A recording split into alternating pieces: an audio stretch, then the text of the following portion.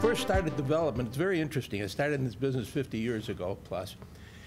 All the amenity packages in the high-rise was a common laundry room, and that was it. You didn't worry about anything else.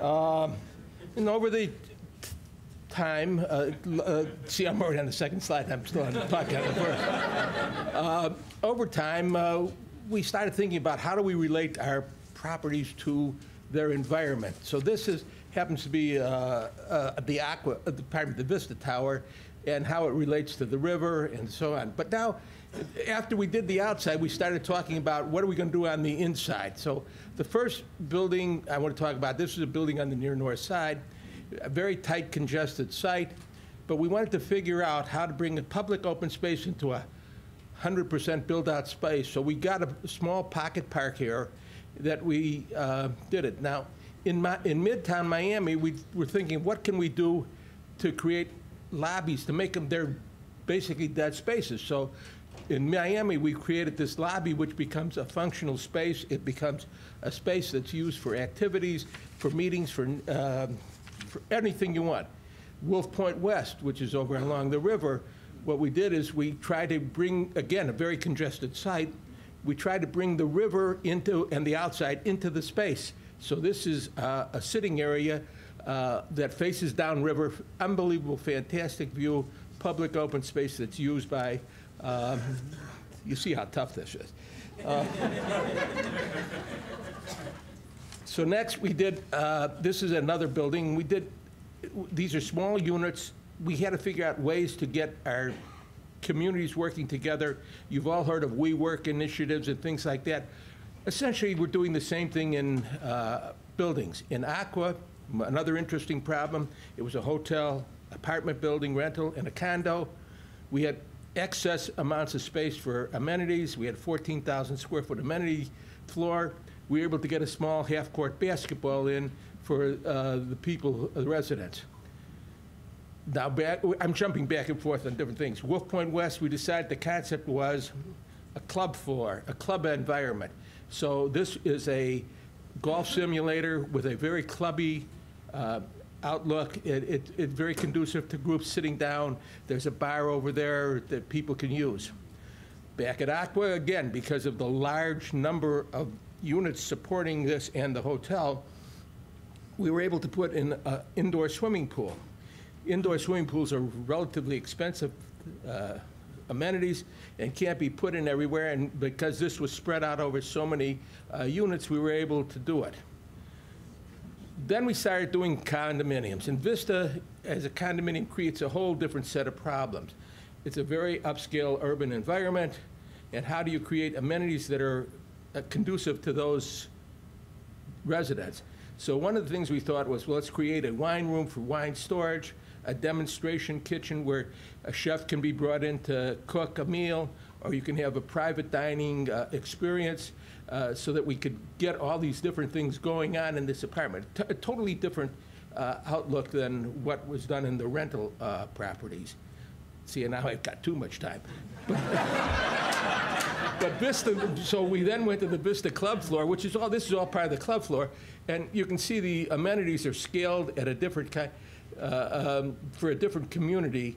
In this particular building, there's a playroom for children because this will be more of a family-oriented building, so we would have children.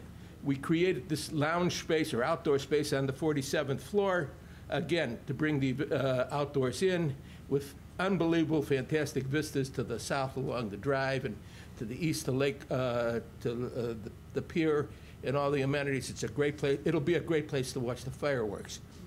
Now, Gallery on Wells, these were micro units. We had a different constituency we were solving for. So they like to cook out. They want to have social events at the pool. So we have this very extensive kitchen or cooking experience that enables them. Gallery also has we did something very interesting here. We took the building next door and got the air rights and built the roof deck on the air rights of the building next door because it was such a constrained site. So we were able to put art on the outside and living spaces for the people to work in. There's shuffleboard, there's all sorts of things. This is another one, a pool. Again, every one of these buildings have a pool, and it's all trying to develop experiences for the residents. And it's the build a better mousetrap theory. You have these amenities in here, you sell these amenities, and you attract the people. Now, Wolf Point Tower was, again, those who know the site, very constrained site. So all we have is a very narrow roof deck on the 48th floor, I think it is, or 46th floor. So we created this overlook looking down the river to the east. This happens to look to the south, of a small area. The next thing we did is we created what we call little publicity, Magellan Rewards. And if you're a resident, you get this card, and this card entitles you to discounts at a number of different merchants, restaurants, and events, and we worked that out. Our latest innovation is an artist in residence. We have 3 of them in 3 buildings now. We bring a guitar player in. They have a weekly sing-along or concert at the building. It's available if the residents want to use it for whatever they want to. Yeah. So here are 3 of the latest projects, and I think I'm now at 6 minutes and 20 seconds. I got 20 seconds to go. So, but this is it, and this is what we do. And every product is looked at uniquely, and we develop a program for that use. Thank you.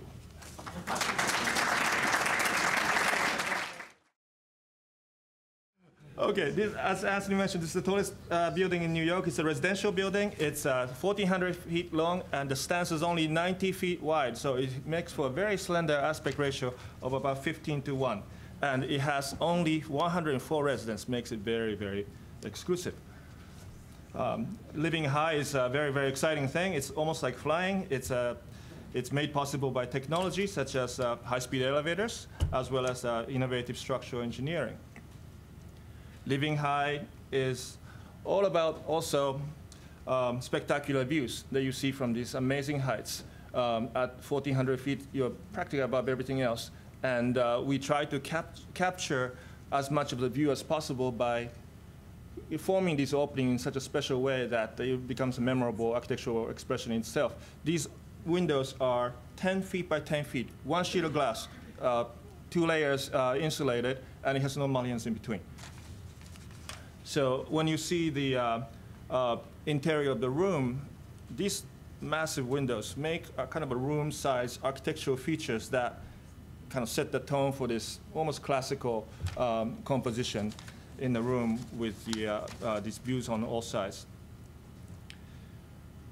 These luxury apartment buildings now have a huge list of amenities. This building is 85 stories. The first 15 stories are nothing but amenities and services. You know, the all typical ones like gyms and pool, but it also includes things like available staff residences for household help and things like that, which is very unusual. These are some pictures of the amenity floors, indoor pool, spa, gym, social and business facilities, and uniquely, it has a private restaurant for the residents as well as their guests, which makes like a club, like a clubhouse, I guess. This is not $1 million view, but it's an $87 million view. It's a view from the 85th floor penthouse that was sold last year. It was the highest record for this building. It went to a certain Saudi prince. The second building that we show is half as tall, but has more units than the last building. So units are a little bit smaller, but nevertheless, we tried to capture the same kind of a exciting combination of these high-rise living, the big views, and a great set of amenities. Typically, there are only 4 units or 2 units to a plan, and every unit is a corner unit. And this has a very, very shallow dimension between the exterior wall and the core wall, such that every room has a big view with through these floor-to-ceiling windows. Amenities are concentrated on lower 2 floors. You can see this is a kind of cutaway drawing. Private dining, open demonstration kitchen, resident lounge, and well-equipped gym and roof terrace that are shared by the 275 residence units. The next one is also a very slender building. I mean, it's so slender that the building is basically two parallel I-beams that's made of concrete that you see in the white going up from the ground to the 900 feet top of the building. And it's exposed concrete on those areas, and the rest is all curtain wall. The buildings open up the views on the east and west sides with panoramic views through these floor-to-ceiling windows that are curved on four corners. Each floor has anywhere from 2 to 8 units, so a huge variety of unit types to attract diversity of residents. This developer asked for a very bold and unique thing. They wanted to put all of the amenities at the very top of the building on 71st, 72nd, and 73rd floor. And it kind of goes to show you the kind of arms race of amenities that are going on between the developers with the developments. Do we have to always do towers to live high? These are some of the experimental and the visionary thinkings in the 20th century. It's kind of difficult to achieve this kind of architecture without the help of a government or huge landowners, but it's very, very exciting nevertheless. You've seen other examples of streets in the air, an attempt to create a sense of community by bringing public spaces, in this case, wide corridors, open corridors, or the Market Street in the Unite, to basically, well, I'm running out of time. One Grand Park. This building is under construction. It's up to 17 stories or so.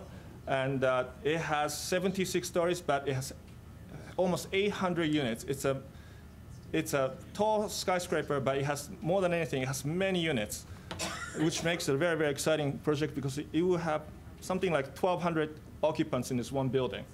And in order to do this, our developer asked us to produce such a large range of unit types, anywhere from 500 square foot studio to 2,000 square feet, 4 bedrooms to cater to a wide range of renters. Amenities are located on elevator levels, both at 16th floor and the 48th floors, to provide this tall building with very convenient amenity locations for all residents. Some of the amenity spaces, indoor and outdoor pool, lounge and social spaces, and similar to the last presentation, we have a WeWork-like co-working space on the lower floor as well. And I think what makes urban living exciting is the density and the diversity of occupants. And for me, these make for a very powerful combination and a convincing case for living high. Thank you very much. Today's topic couldn't be more important. Tall buildings have the power to amaze us, to delight us, to change a skyline, to be an iconic symbol. But we can't forget the words of Zaha Hadid. As Jim told us, as Chen Li told us, buildings must pay attention to the wants, the needs, the desires of the tenants and the future tenants. As Anthony said, a little more than 165 years ago, Elijah Otis invented the safety elevator. Elevators that have been around for thousands of years. But Elijah Otis invented a means to stop an elevator from falling, which opened up technology to tall buildings. The home insurance building in Chicago was stopped under construction because the Chicago Building Department was afraid the building would fall over, all of 55 meters tall. Pales in comparison to the buildings that Jim and Chen Li were showing us.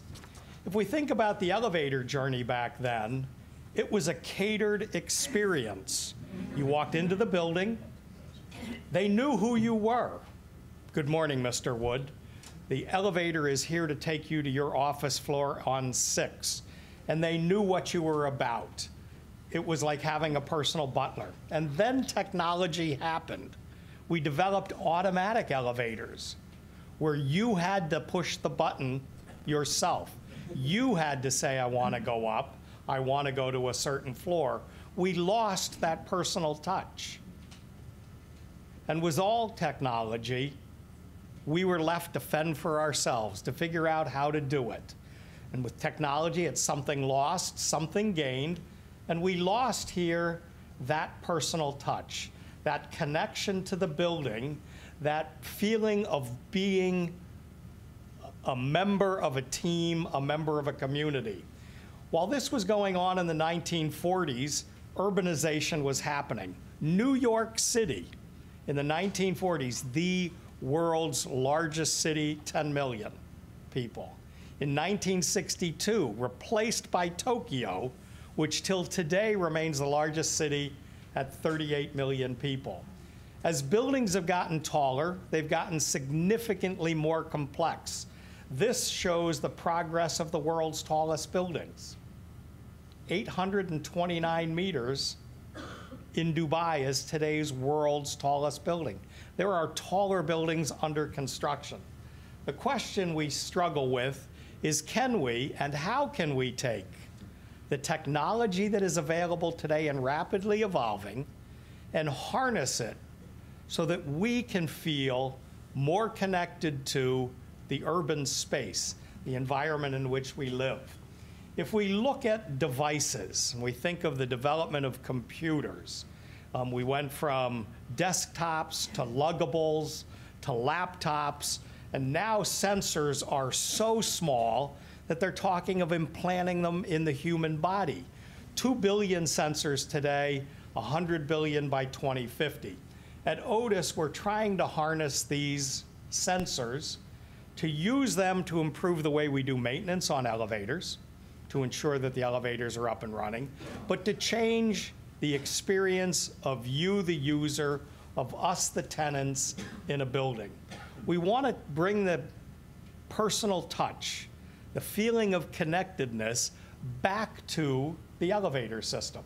We lost that sensor suite of a human, the catered experience of the elevator operator, and now we push buttons. Technology today enables us to bring that back. So how can we do that? We can use smartphones as an interface device. We can use facial recognition. We can harness this technology so that people walk into a space and things happen automagically. Nothing to interact with. We can use geofencing, near-field communications, Bluetooth communications, so that as you walk into the building, things just happen. It knows who you are. It knows that you are in the building. These technologies are available today. It can utilize facial recognition to say, Jim is in the building.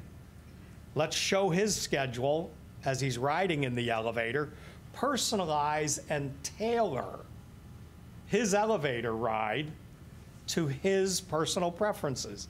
The technology is there. We can interface through smartwatches. We can interface through RFID cards. We can take single actions and combine them to make our journey more efficient.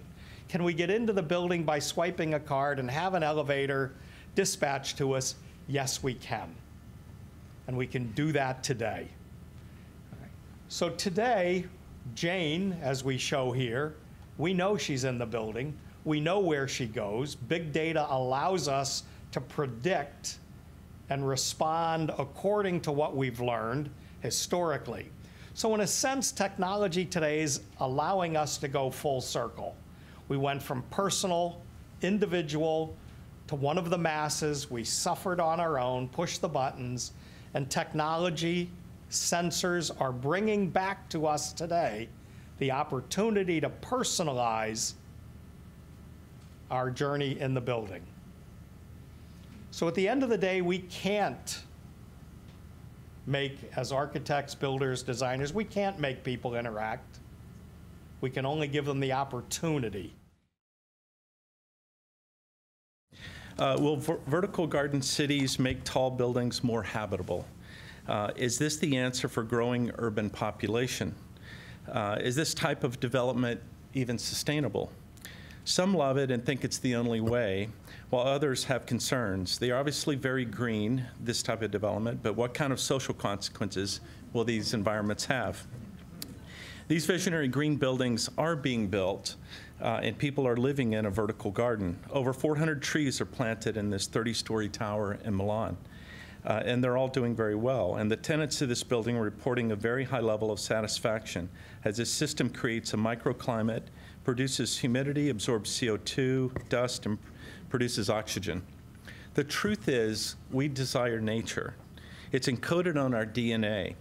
We once lived predominantly in nature, and we thrive better when we are connected to it. Scientists have proven that we're happier, more creative, healthier, and have a better positive attitude when we experience nature. Specifically, sunlight has many positive effects on our bodies. It helps us to create vitamin D, we sleep better, are in a better mood, and even have reduced blood pressure, heart rate, and muscle tension. We even age better when we're exposed to sunlight on a regular basis. Will parks make tall buildings more habitable? I think so. At Lakeshore East, the park is in many ways the heart of the neighborhood. Having that 6-acre open space makes urban living more pleasurable, and it creates many benefits for the residents and visitors. People are social beings, and they like to see other people during their leisure time. They like to be connected to others. This connection is created through programmed events, enjoying children and pets, and of course, the most popular of all, people watching. In Dallas, an 8-lane freeway created a gash that separated the city. Our deck park healed that gash and connected the uptown and downtown neighborhoods. Now people are enjoying the park while 18-wheelers are screaming below the deck. Clyde Warren Park has created a livable community out of thin air, and the influence of this park affects many blocks and even the suburbs. The city has a new town green to connect its citizens. It is a place to escape the hustle and bustle of urban life.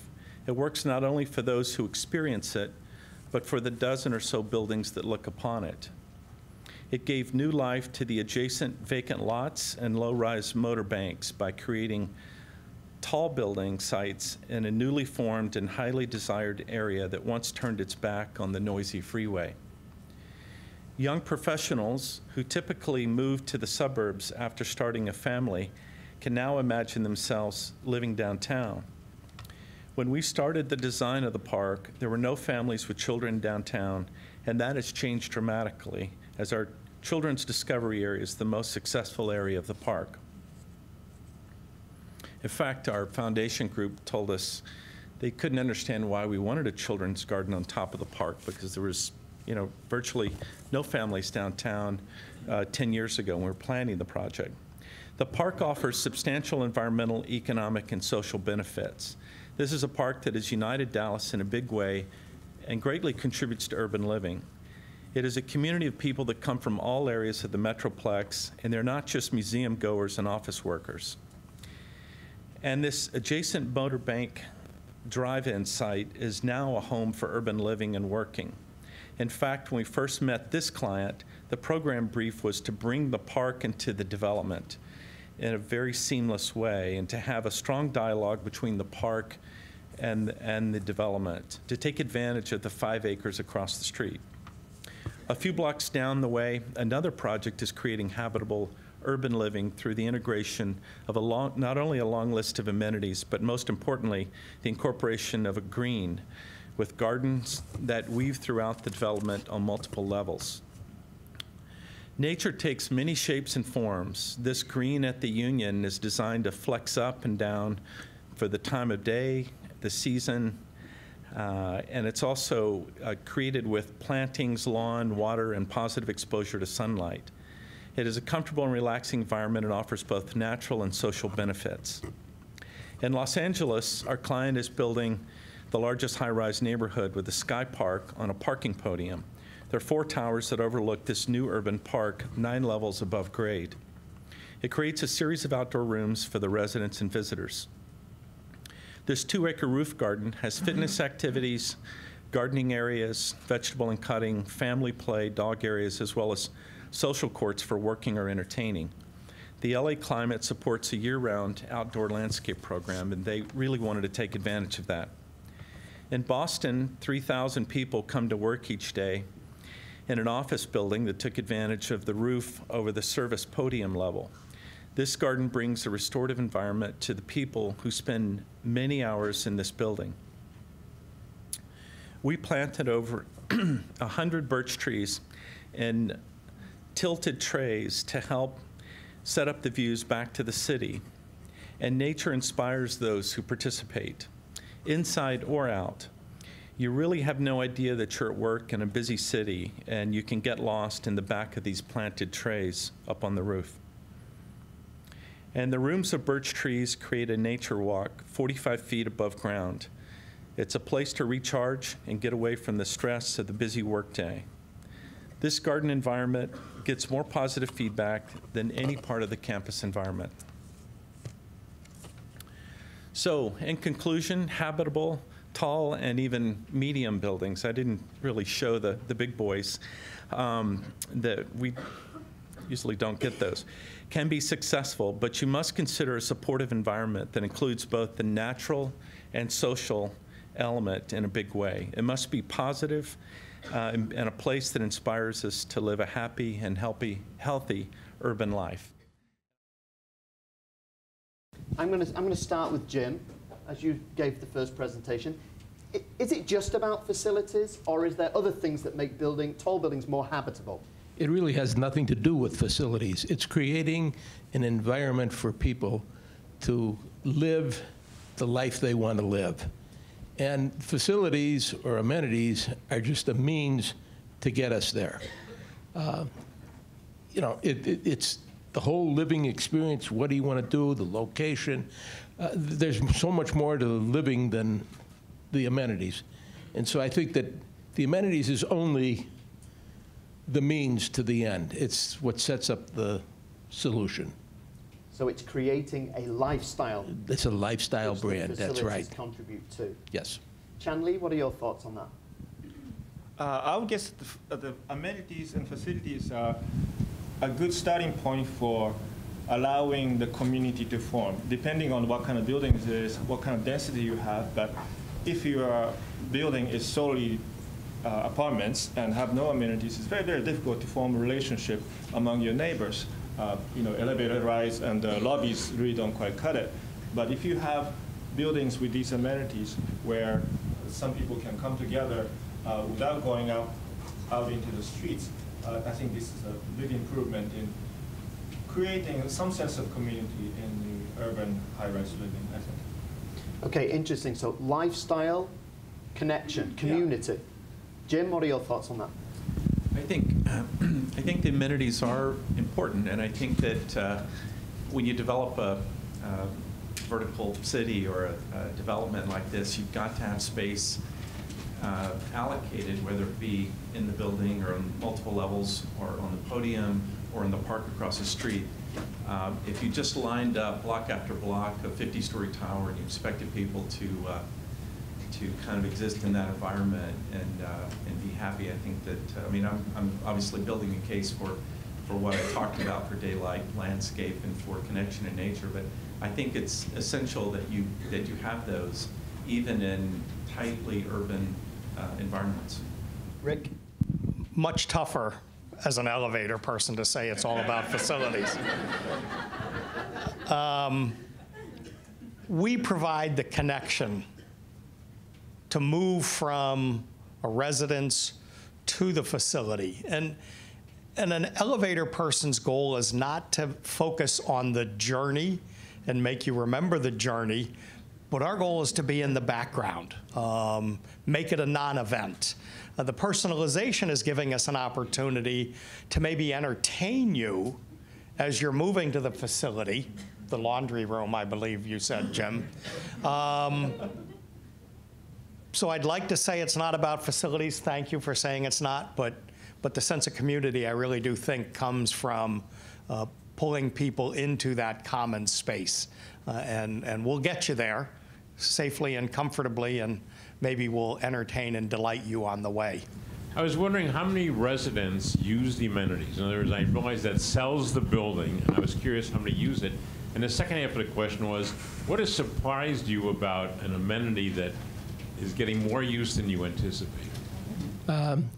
It's a very, I don't have the exact numbers, but I'm guessing it's 85, 90% of the people use the amenities, if they're the right amenities for the population you've got. Now, I want to put a plug in for Jim Burnett. The Lakeshore East Park is a perfect example. When we started the Lakeshore East Park, what, 10 years ago, 12 years ago, it was finished, there were virtually no children living in the Lakeshore East area. Now, the whole neighborhood has evolved, and I have a grandson and his wife who live in Lakeshore East, and they have a child. And now I understand there's a mother's group of mothers who have 1- and 2-year-old babies who all now meet in the park. I mean, a lifestyle has evolved. So what we planned for 15 years ago has significantly changed. Chun-Li, can I ask you, so in some of these buildings that you've designed, Well, from design, yeah. you know, like 432 Park, how much are these facilities being used? Not necessarily in terms of how many residents ever use them, but on a daily basis, you know, how full are they? For example, 432 is a very unique example. As I mentioned before, the building has 104 units, so you maybe have 300 residents. And as these real estate projects go, sometimes people buy these buildings as investments, and they don't necessarily live in them. So these facilities are, I shouldn't say, but it's not ever full to the capacity. It's availability, convenience. It's a wonderful thing to have. You can host parties, you can have weddings, you can have all kinds of things with the capacity of the facility to host these things, but it's not at the moment, and I think it will be for a long time. It's a kind of lopsided proposition. You don't have the kind of a critical mass to keep everything busy, but it's there to make everybody's life easier. When you can get what you want when you want it, and if you are willing to pay for it, it's a little bit like that. And so it's really enough for every building, I think. Jim, you had something to add? Yeah, we've done some analysis of high-rise buildings, expensive condominiums and co-ops, and the more expensive the product, the less number of people that live in the building on a per-unit basis. Can be that some of these buildings, and I'm sure it's true with your building in New York, that at any given time, if there's more than 10% of the apartments occupied, it's a lot. Because it is people who have second homes, they travel, whatever the reason. And so we really find the need for elevators is dramatically different than the scenarios that your elevator consultants run. I'm curious, Chun-Li and Jim, the buildings you show are absolutely spectacular, beautiful, but very high-end. What is your thoughts relative to tall buildings and, you know, micro apartments or much lower? I know you have a few studios and some, but to get younger, less affluent people into the city, not get them out of the city, and how amenities might fit in there. I can start? Yeah, I think I may have alluded to earlier, but I think the examples of a project like One Grand Park that we're doing with Crescent Heights is a good example of how you don't have to be a billionaire to be in a high-rise building. It is a rental property, and I think it's going to be a kind of project that has such density and critical mass of people that it will be a very exciting place for younger generation of people to live in the city in the high-rise condition. I hate to jump in, but these are softball questions. We had just finished an apartment which we call Chicago Micro Units. Chicago Micro Units are 450 square feet for a studio, 550 for a one-bedroom. Now, that's a huge apartment by New York standards, but it is substantially below the market size in Chicago. And again, it's a price point proposition, and it attracts a significantly younger crowd than the larger apartments. So, and they tend to be more, the buildings tend to be more occupied. There are more people in these apartments than there are in the high-end buildings, even though the high-end apartments are much bigger. Do you have full amenity packages in there, Jim? Pardon me? Full amenity? Absolutely, and the amenities are designed, and probably the amenities are oversized for the apartments, but again, it's, and this gets back to the point that, and I hate to spend so much time talking, but it gets back to the point that you're trying to create this sense of community, and you're trying to get these people out of the apartments and into these activities where they can relate to each other, so they don't walk home, close the door, and they disappear. And so we oversize the amenities. The WeWork amenity type thing we found that has worked out great in the past. Again, you're dealing with a younger population. I now learned what Generation Z was. I didn't know what that was a couple of weeks ago. So it's really, you got to design to your market, or you got to develop to your market and do so accordingly. I want to just explore this a little bit further. I'm going to ask Jim Burnett and Rick Pulling their opinion. Give it a little bit more edge. I mean, the reality is that around the world, not necessarily in this city, but certainly in New York and in London and Sydney and many other cities, there's a strong backlash against these buildings because they're seen as safety deposit boxes for the very rich and famous from other countries, not necessarily these countries. And actually rich people out of China and the Middle East and Canada or wherever are buying these purely as investments, might stay there for a couple of weeks of the year. So on the one hand, we've got these buildings that are having a massive impact on the city. I mean, you know New York, that's very controversial with the shadows on Central Park, which might only be lived in, because if you can afford $50 million for an apartment, you're probably not too worried about renting it out for the other 48 weeks of the year. And yet the counter-argument to that is it ever a bad idea having more millionaires living in your city, paying taxes and paying all these things? So, you know, so based on your experiences, Jim and Rick, you know, you were in Sydney with me a couple of weeks ago, and you're in Dubai in 2 weeks' time, so you see this around the world. I mean, what are your feelings on that? It's an issue. And Greenland Development is building Metropolis, the 4-tower project that I showed you in LA. I don't think many people will live there full time. You have a Sky Park. There's other social and political issues of building parks in the sky that people can't access. So I think there are definitely some political, social challenges of building these projects. The other side of it is, it used to be parking decks up there. Now we're dealing with Heat Island, and we're creating parks, and the adjoining buildings that look onto this get to enjoy that beautiful garden, even though they're not part of that composition. So, you know, it's challenging. I don't know what the answer is for, but I agree with you, and Jim just seconded that a lot of these projects are very lightly populated. So, in the big, tall buildings at night, you don't see a lot of lights on, you know, 10, 15%. That either suggests that the units aren't sold, or that it's the investment proposition and the people are absentee owners. As a person selling elevators, have at it, build, go for it, guys. You know, we'll sell you the elevators.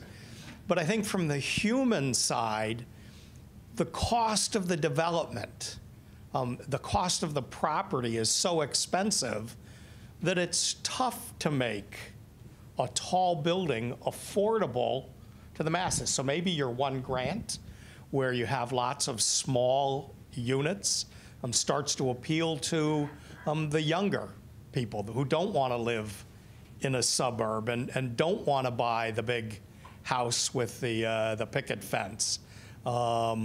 And so I think you need to find a way, and maybe Singapore, where they have government intervention to build affordable housing, or in China, where they have social housing components mandated in some of these buildings, is a way to get there. I think that's going to be tougher to do here in the United States, or in a more profit-oriented environment than maybe we see with a greater government component. So build as many big, tall ones as you want. We've got the elevators, but I don't know if I answered your question. Gave you an opinion. Could Jim talk a little more about the micro apartments or the small condos you were speaking about? We're not doing micro condos, we're doing micro rentals. But it's amazing. We always look at the statistics of how fast the building rents up and all these other metrics that we look at. And micro units in Chicago, which is a relatively new phenomenon, have had very rapid rent-up programs, so that there's no question there's a demand for it. And again, apartment build. I don't want to get too much in the weeds, but apartment buildings are rented on a cost per square foot basis, and if you only have 400 square feet as opposed to a building that's got 600 square foot, and if it's the same rent per square foot, because it costs you pretty close to the same amount to build, you obviously has a rent that's 2/3 the price of the larger unit, so it becomes more attractive from a economic standpoint to the renter. So they rent up very fast. New York does it much better than we do, and they're down at a much lower square footage than we are. We just didn't have the guts to try it in Chicago. I've marveled at the pencil-thin buildings in New York City surrounding Central Park. And as I look at them, I'm wondering if I have that $87 million view, I'm probably at the top of the building.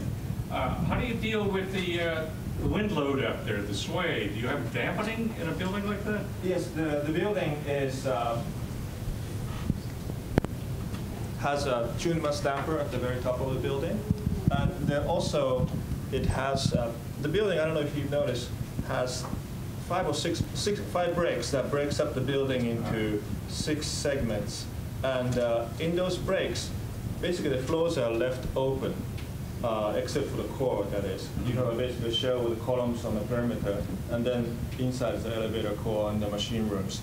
And that is to basically to mitigate the effect of the wind forces on the facade of the building, so that the part of the wind basically goes through the building and reduces the effect of the wind on the swaying motion of the building. So those are things that we do.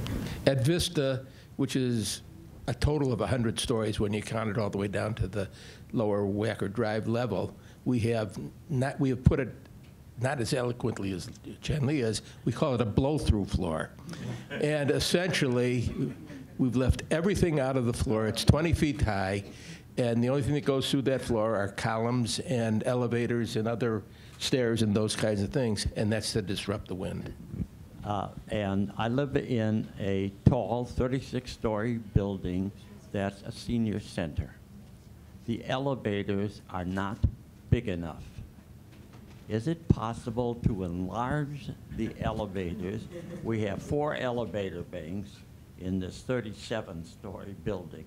Can you enlarge the elevators that are already in the building? So yes, you can, but not easily. You can try, and this is small space. You have to use the hoistway space more efficiently. A lot of it is dependent upon code. The only thing you can do to make a significant is to go from 4 elevators to 3 and expand the 3 elevators to take up the space. Today we see, certainly in the Western developments, larger cars. 3,500 pounds is maybe the typical, but we're moving to see 4,000 pounds, so that we're looking at larger cars. Now that, from a development standpoint, is more that people want a feeling of luxury, and the bigger cars tend to give that feeling of luxury. But in terms of the spaces you're talking, not easy, because the hoistways are already defined. There's constraints built in where we can't physically expand unless you want to take away or chop floor by floor by floor to provide more more space. So it's not an easy solution to keep 4 elevators and make them larger. Very difficult. Can you make them go faster? Yeah, you can make them go faster, but again, there's some code limitations on how fast you can go. And Jim said he doesn't want to get in the weeds. I'm happy to get in the weeds with anybody afterwards. The code limits us on a pit depth. One of the safety features is essentially a shock absorber that sits in the pit that should the elevator come down, it'll absorb energy. And the speed determines how deep that pit needs to be. So can we go faster? Yes. But we may have to do other things, either put in some different technology, accelerate slower, but speed isn't always a big benefit. I find it very interesting, the idea of all of you talking about building community in various ways in your professions. I have a specific question for the gentleman from Otis, and then a more general question for the others. For the gentleman from Otis, when I was listening to your presentation, on the one hand, where it might be nice to say, for the elevator to tell me, "Welcome home, Jane," how do you balance that with the kind of a creepy sense of Big Brother? And the question for the others is there a recognition that a lot of people, I shouldn't say a lot of people, some people want to live in big cities and live in tall buildings because there's a certain sense of anonymity that they enjoy. Is building community, should building community really be a strong feature of your professions? People, if they want to live in anonymity, all they have to do is not partake in the activities. And there are plenty of people that choose to do that. So nobody is forcing them to use the amenities. So if you want to come home and go into your apartment, lock your door, and not come out until 8 o'clock the next morning, that's your prerogative. I mean, nobody is forcing them. What we are trying to do is create an environment that gets away from this anonymity. If someone chooses it, so be it. I certainly showed a possibility. So can we? Yes, we can. Should we? Whole different question. And I struggle. I have 3 daughters who grew up connected. I didn't grow up connected. I had hair in a waist when the first computers came out. So when we look at the technology today, we can. Should we? I think it depends on who you ask. Our kids are so connected that they don't give it a second thought. I don't Facebook. I don't tweet, so I'm not a twit. I'm not sure how that, maybe I am a twit. So I don't do a lot of social media, but that's more generational. So is it Big Brother? Well, you can certainly opt out. As Jim said, don't participate in the amenities. We have an opportunity, but on a Big Brother, if there's more than one person in the car, okay, let's not show that. So I'm not sure that answers. It's yes, we can, should we? I think it's each building to make their own decision. I just want to, Amazon has come out with a program, many of you have seen what it, send us the ability, we will sell you a lock, and the lock has a function on it. And you program the lock, and when the Amazon delivery man comes, he puts the code in, and he can go into your apartment and put the package in your apartment. And I sit there and say, what the hell would you want that to be done? And yet I talk to my grandchildren and say, oh, of course, why not? It makes perfect sense. So again, you're dealing with all sorts of people with all sorts of thoughts, and that's one of the problems. There isn't one defined person. What was one man's desire, one person's desire, another person says, hey, come on, don't bother me.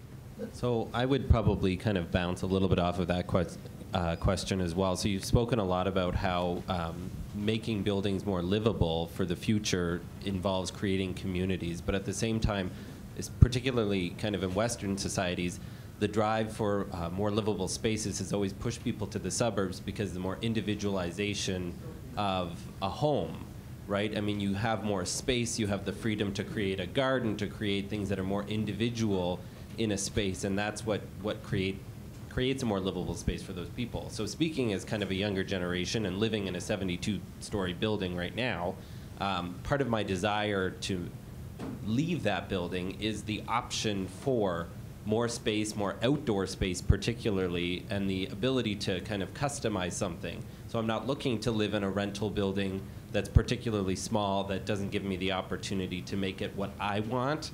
And I think that's what would make a tall building more enjoyable for me. You know, have you seen a push for any of that? Is there an economic case for that? And do you think, you know, that plays any factor in creating a more livable tall building? We're working on Twin Towers in Century City right now. There's a garden between the two. You can't go out there and change our design and make a new garden, okay? But there are community garden areas where the kitchen gardens are there, and you can clip herbs for the pizzas you're making. You can host parties like Jim's Towers, but these are in the middle of a very green space surrounded by vegetation. A lot of the people that are going to rent, these are rentals, they're both 40-story talls. And a lot of the people that will rent there will be the entertainment industry. They'll rent fully furnished units. The studios will have them. And when they're working on a film, they'll bring in people from New York, and they'll work together on things, or music, entertainment. So there's, you know, all the amenities, the podcast room, the drumming room, the singing room, all that stuff is in the amenity package. But outdoors, very exclusive and tiny little pods where people have shade, they're wind protected, they're in a garden environment, they're coming from maybe a different environment. They want to experience the amazing LA climate, so they're working together in small groups, and they may not leave this development for 3 days because food, fresh packaged food can be brought in. It can be put into coolers and all that for them. Chefs can make meals. They can work in these environments. But I think it's really cool that we've gone from, well, it's a nice day, you can use the garden, to these people are going to reserve a space to work outside in a garden with moving water nearby, fragrance, herbs, you know, flowers, all of that, to be in that kind of environment. And they're going to be in a backyard, basically. And there's 25 of these in this courtyard, so. I think, you know, it's just an observation, but I think the American ideal is based on a home in the suburb, and it's the UK ideal as well, but it's not the same around the world. You know, if you look at the percentage of people who don't buy a house, don't need to get on the property ladder, and very happy to rent for their entire life in Europe, maybe 40, 50, 60% of people. So I know the question was personal, but what I'm saying is it's not necessarily the same all around the world, where people put everything they have into property. This whole country is where that just doesn't happen. In terms of making the units themselves more desirable, not necessarily more personalized, but, you know, as opposed to focusing so much on the community and the amenities, what sorts of considerations do you give to making the actual personal space more desirable and more livable in terms of, you know, layouts or even, you know, fixtures and appliances and things like that? Typically, what we do is to consult with the marketing team of the developer to select the best and most popular finishes for the cabinets, the appliances that are very popular and easy to use. And the units themselves are oriented and designed to take advantage of the specific location and the views of the apartments. And so maybe I spoke too much about the community and the overall building aspect of it, but what makes the building is really the individual units that add up to it. We bring in our marketing department, the first thing, to determine, when we select a location, we bring the marketing team in to evaluate what we should be doing there. Size of units, type of units, furnishings of the units, the whole gamut, and then we move to the amenities that they should have. So we do an exhaustive study. We bring in consultants to evaluate the market to try and determine what the market is. And so we try to build to fill a niche in the market. Okay, I'm going to finish with a final, ask you all to just briefly answer a final question, which is, looking to the future, what's the biggest innovation, perhaps challenge or innovation, which is going to change how people live in tall buildings 20 years from now? So I think that the level of facilities and community and these things that we're seeing now compared to 20, 30 years ago is incredible. But in another 20, 30 years, this kind of panel, what would be the biggest difference in how people are inhabiting and living in tall buildings? Jim, I'm going to start with you. I'll just go with what I know today, and it's that every one of our projects, very interested in connection to landscape, connection to green, sunlight, permeable buildings, views, breezes, all of those things. The nature connection is super important, and it keeps getting escalated, and we love it. And I know that sometimes you're confined to a roof deck, and you do the best you can do with that. Sometimes, like Jim did with Lakeshore East, we gave a park to the city, which was great because anybody can walk into that park and enjoy it. So I think just connectivity to landscape will continue to be important for these types of buildings to survive. Chanley? I think it's a combination of common space and the landscape space. I live in a building that's 2 towers, 25 stories each, has a very, very small garden, but it's a really wonderful thing.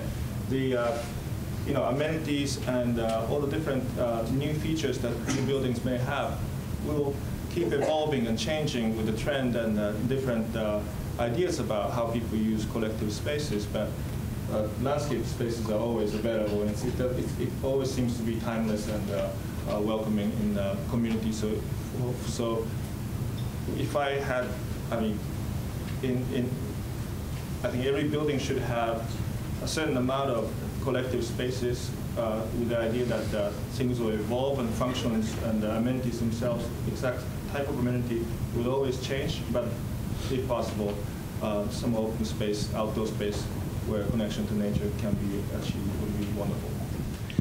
Tony made the question easy because he said 20 years. I don't know what the hell's going to happen in 20 years. I can tell you that nobody thought about putting internet into a building 20 years ago. There's so many things that have happened, and I think really what we do is we keep on experimenting with new ideas that we introduce in the buildings, and eventually they become the rigueur that we have to do them. So it's really a tough question. I think the thing we're going to need 20 years from now may not have been invented yet. That's a good point. Rick? Well, I get more than 20 seconds, so I don't have to worry about this Pecha format now. I think it's densification. And by that I mean the urbanization, my generation, retiring to cities rather than suburbs, rather than retiring to a suburb where, okay, we have space, but it's anonymous. Sense of community, I think, is a challenge. So I think one of the questions about making the buildings more affordable may become one of the biggest challenges for the developers as we move to the city for the convenience, for the amenities, for the opportunity to interact, for the mental challenges, for the theater, the arts. How do we provide more spaces for people moving from the suburbs to the city? And I think all of the amenities that Jim talked about and the green spaces that Jim talked about and the amenities that Chen Li talked about, I think those are going to become more of the draw for my generation to want to continue coming to the city. And with that densification comes, how do we move all those people? Elevators. So we're good for that.